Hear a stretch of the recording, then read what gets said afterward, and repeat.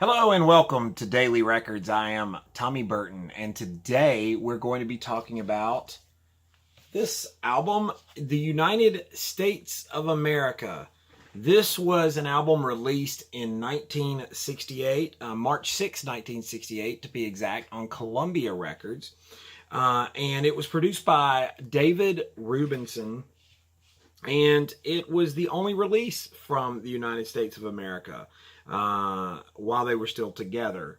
And it did receive very positive reviews, but it didn't chart that well. It only barely scraped through the top 200 on Billboard charts.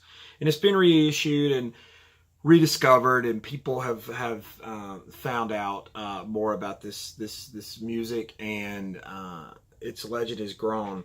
Now, David Rubinson was the guy that signed the group to Columbia Records, and members, Joe Bird, of course the members' names are on the front. There's Joseph Bird, Gordon Marin up here, Dorothy Moskovitz over here, and Craig Woodson down here, and then you got Rand Forbes over here. He signed the group. He knew Joe and Dorothy, and the album was unique in that it had a lot of electronic sounds on the record. The big one of the big contributors to the album was Robert Moog,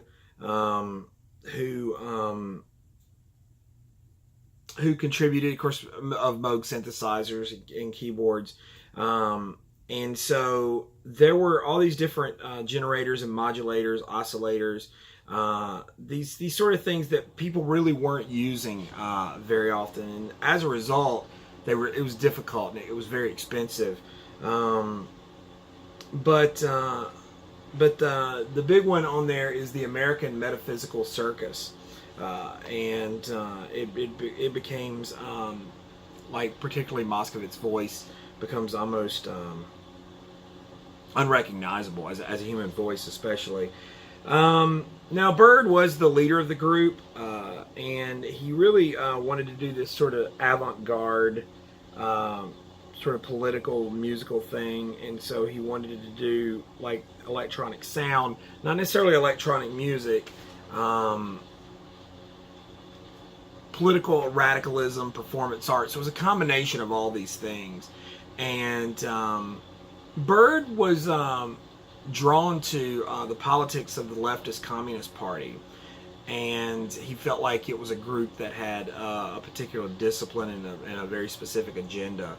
And so he wrote the song, Love Song for the Dead Shay, and it reflected a lot of those ideas. Now, because of the political implications, and because it was so radical, Columbia Records weren't too keen on it. So he suggested Julius and Ethel Rosenberg as an alternate title.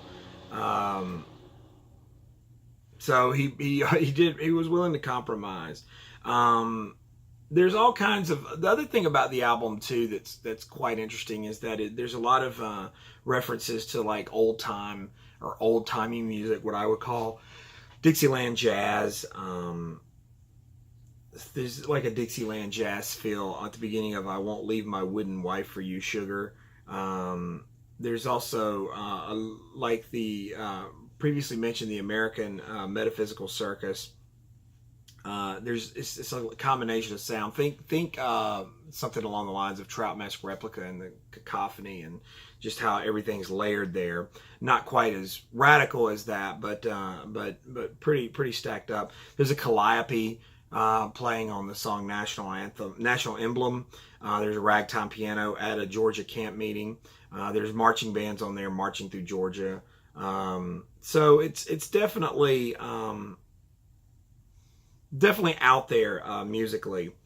And so I think because of the fact it wasn't what I would classify as a strict commercial music, the album never really had a kind of a mainstream following, but people have rediscovered it and found out, just how out there it was. And I'm sure for 1968, it was a pretty radical sound.